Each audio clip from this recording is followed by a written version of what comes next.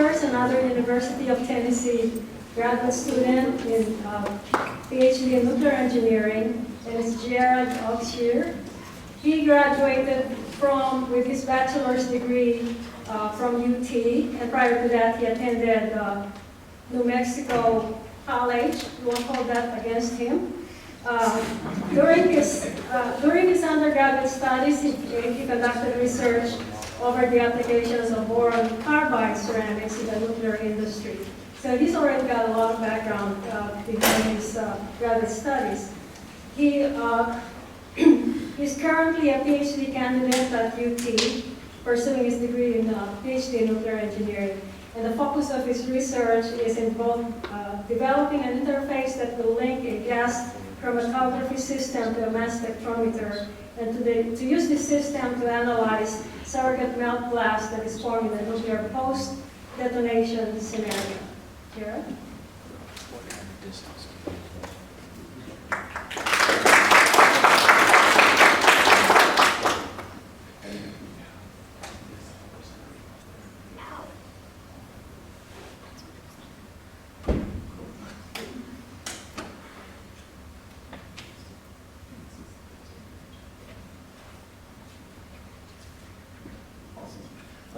So I also was given funding through the INMM, a travel stipend as well. So I want to thank you all for supplying those funds to make the trip possible and for hosting a good conference.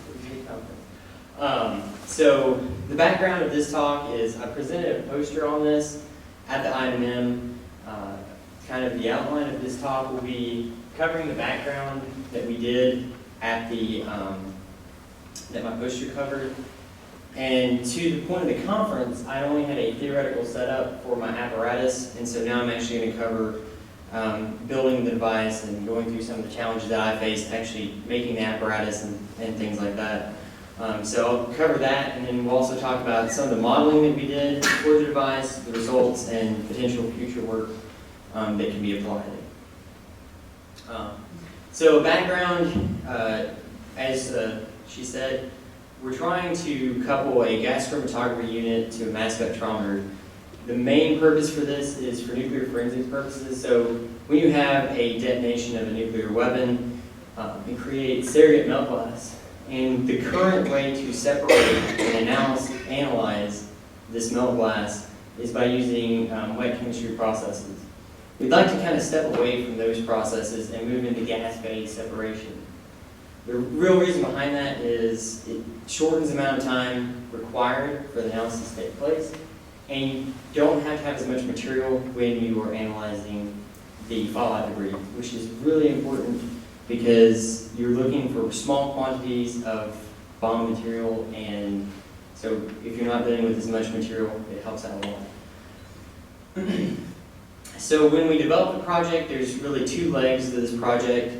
So first, we're starting out with lanthanide HVAC compounds.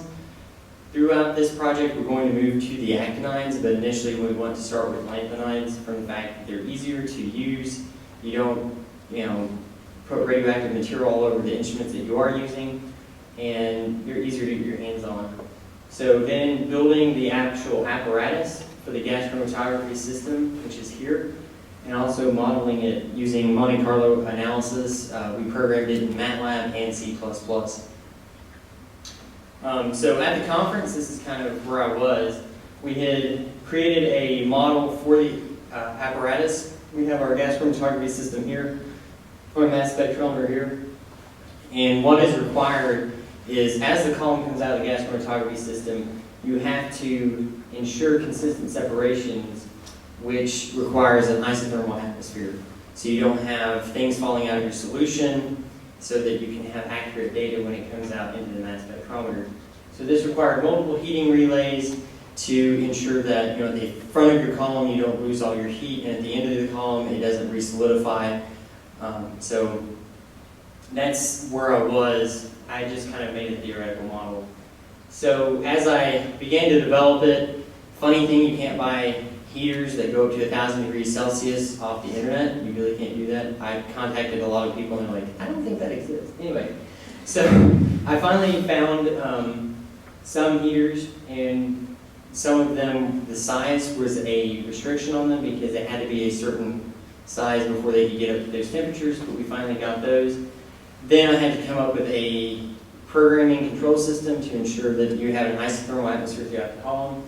And then we had to calibrate the thermocouples with that control system, and then attaching the thermocouples to the actual apparatus was a challenge as well. So all in all, we found that for a column in a gas chromatography system, we used a quartz column. It can go up to the high temperatures that we require, and it's an inert material, so you don't have a lot of bonding to the column walls. We use stainless steel for the most of the rest of the apparatus, and the band heaters, like I said, those were kind of hard to get your hands on because they just don't make a lot of heaters for 1,000 degrees C. So long story short, here's some pictures of the actual apparatus that I've made. As you can see, this is the top of the gas chromatography system, and here is the actual apparatus extending to the mass spectrometer, which is over here. The gas chromatography column is here, and it runs through that pipe. It's elevated through the pipe to ensure that you don't have a hot spot in the pipe. And then here's the control system we developed. Here is some of the specs on it. So we have a total of 4 separating relays, but in all we have actually 8 relays controlling the system. So at the beginning or the end, you don't have a change in temperature. We have the control unit, and my specs say that you can control the temperature within a degree, which is really important in these separations. So here's the results that we got from, this is just a gas chromatography system. This shows you kind of the first spectrum if you're just using a gas chromatography unit. However, if you use the GCMS, you get a much better graph. You can do multiple runs, and you can extrapolate a lot more data from each run that you do. As I said, these are lanthanide compounds. These are not actinide compounds. We have actually not done any actinide compound separations, to my knowledge at least. So as I said, you can actually get real-time separation and data analysis within the day instead of taking weeks or however long it takes to do wet temperature separation. In order to ensure that we have the correct data, however, we came up with a model. And the separations that occur in the GC column are mainly from physioabsorption interactions, which is driven by the enthalpy or the entropy that the column has, and the molecules, how they interact with that column. In order to ensure that we have the settings, the gas flow through the column is set at the right setting, we had to come up with the Monte Carlo model. As I said, it kind of models the absorption and adsorption of the molecules on the column wall, and that is driven by the enthalpy and entropy that the molecules express. We also made a flow in the column. It's important to note that whether the flow is laminar or turbulent in the column, that changes the actual interaction the molecules have with the column. So the gas flow model, it did say, okay, you don't want to go too fast because you have waking, as this one shows you have waking, and the molecules have more interactions on the side of the column. So we want to keep a more laminar flow, and also, if your velocity is too slow, your compounds, if you're using lanthanide compounds, let's say, you have peak broadening. And as those peaks continue to broaden, you have overlaps, and then when your mass spec is trying to analyze each of those elements, it can't do a good job at that. So the gas flow model just really helped us optimize the velocity, the flow of gas through the column to make sure that we get accurate data. Then the Monte Carlo analysis mainly focused on the molecules, if they bonded to the column wall, if they weren't. We currently can do different carrier gases, but not all at once. So if we have a complicated compound, we can't really model that. That is a problem, and that's part of the future work I will address later. And it also helps us to estimate the time of arrival, so we don't get the peak pileup that I was addressing in this slide. You don't have the peak pileup, so you can ensure that you have good data. Here is the results from the modeling. I only ran it through once for this presentation. We've got a lot more runs if you want to see them. But this shows us, as you can tell, by changing either the velocity, you can see that the peaks start to pile up here. And in separations, you don't need that. You don't want that, especially when you're doing gas phase separations. So you want the time of arrival to be split up enough until you get good separations and your mass spectrometer is not running like crazy trying to get good data. So future work, as I pointed out, the model only addresses one gas at a time. So we're trying to expand that model so you do multiple gases. Also, the results here, this was run in a vacuum scenario. So we're adding the carrier gases. It does run the carrier gases, but it's not as accurate. So we're adding the carrier gases, and then it only assumes that it's an isothermal atmosphere, which even though your equipment can be the best of the best, you are going to have slight changes in your atmosphere around the column. So you want to make sure that we can do multiple hot spots. If we have hot spots in the column or cold spots, whenever we can actually accompany those. And then lastly, the apparatus that I've designed, we're going to try to, maybe in the future, couple it with a high purity uranium detector so we can do some gamma spec.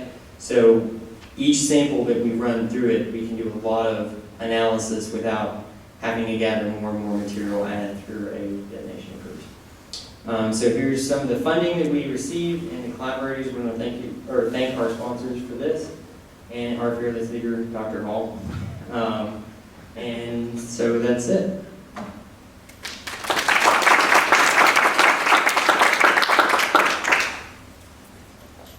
Do we have any questions for Jerrad? I have a question. Yes, ma'am. You talked about the difference between lanthanide and separation, but you mentioned you haven't really done anything with gassinides. To my knowledge, no. Are there any plans? Is that something somebody else is doing? That will be something that we hope Dr. Hall will be able to speak on this a little. Sure. So we do plan to go to actinides. We're doing the instrument development at this point on the lanthanides because we can do those cold. The plans are to go both to radioactive lanthanides. The lanthanides are particularly useful because they're a valuable forensic diagnostic of the fission, both the fuel and the neutronics of the fission process. So that's important in a forensic scenario. Plus the fuels themselves, the various actinides, would be something we'd like to be able to analyze. But we're at the walk before you run stage at this point. So what's the, maybe for both of you, what's the limitation that, is it the handling of them? What stops you, why are they so much more challenging for you? Oh, it's entirely compliance issues. Okay. You know, So it is handling. My radiation safety officer has finally gotten over the shock of me saying I want to deliberately put radioactive materials into the gas phase. And so we're just progressing cautiously along that path to make sure that we don't prevent ourselves from finishing this sort of work. Your prototype and all your experimentation, is this all in a facility at UT, or were you working with another facility, another lab? It was actually all done at the University of Tennessee. Like I said, it's through an NNSA grant, and I've done most of the development myself. Yeah. So it's all in one lab, so the gas chromatography and apparatus and mass spec is all in one lab at UT. Can you talk to the advantages of why you're thinking about using a carrier gas versus pulling a vacuum? The carrier gas is easier to work with, I would say. Vacuums are really hard to deal with, mainly from the fact that if you have a seal that ruptures or anything like that, it's going to leak out. So the gas phase separations are easier to do than vacuum. One of the other things that there's very little data on these compounds in the gas phase. And so one of the things we're concerned about is as they absorb the wall, they'll decompose. And so one of the things we want to be able to do is run an excess of the ligand for the organometallic in the gas phase so that if you do knock the ligand off, you have some around to replace it.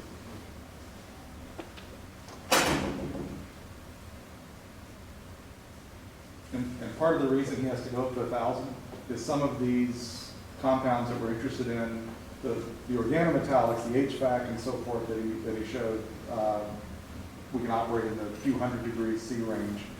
But if we go to halides or oxyhalides, then now you're up in the several, 700, 800 degree range. And especially want to make sure that that interface, see, no one has interfaced a GC with an ICP mass spec before for metals.